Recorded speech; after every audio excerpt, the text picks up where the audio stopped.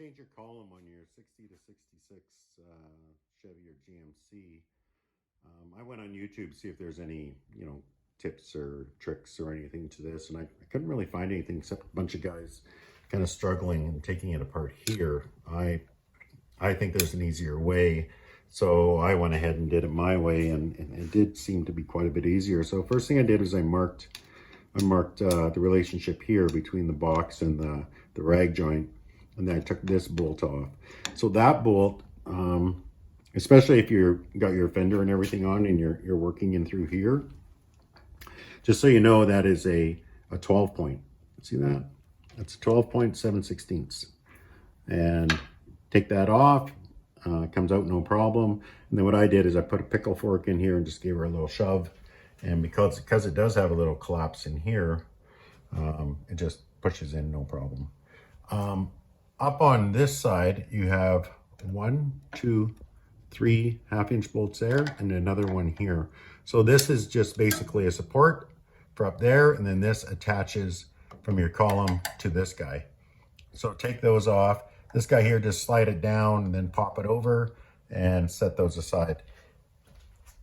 If your fender is on, there will be a little access plate up here so you can get your steering column out.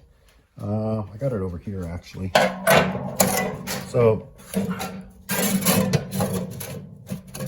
that's what you'll see looking inside the fender up against the firewall, and it's just five little bolts in there. I think they're 3/8, or I think they are 3/8.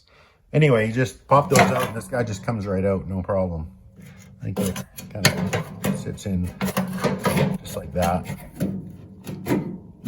Anyway, let's go to the inside.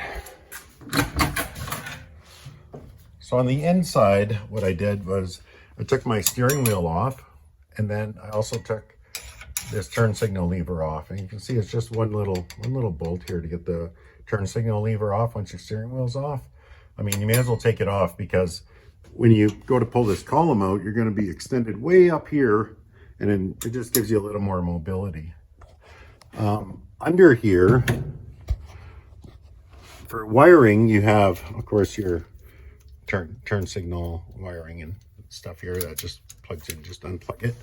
Up here, you'll see the wiring for the brake switch. You can leave that, that's fine.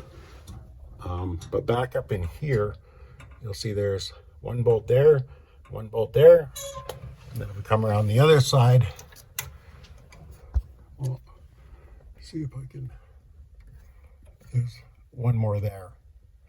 So these bolts for the park brake assembly, you can leave them, because once you get those 3 bolts off and these 2 screws right here, this guy and this guy, this whole assembly will just move off to the side. Down here against the firewall, you'll have, I don't know if I can get a good shot of that. Hope so.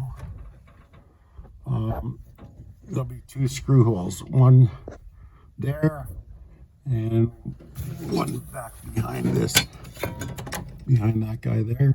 I don't know if you can see it. Anyway, they're just little 3/8. Take those guys off, wiggle that assembly back, and this whole steering column is good to go. Now, when you go to pull it out, if you can see there, it's kind of a V shape underneath the steering column. Now, if you have a 3-speed, you got those little levers coming down for the shifter. If you have an automatic, you'll have a lever coming down. If you have a floor shift, you won't have anything like on this one, and it all goes. If you have nothing, it just slips right out. If you got the automatic or the 3-speed, there's a little bit of fiddling with it, but it does go. It's made to fit in and out of that hole, so it's not a problem. Anyway, that whole start to finish took maybe 15 minutes. It's really not that bad. And then the other truck did have a fender on it. It took about 15 minutes as well. I hope that helps. Any questions, let me know.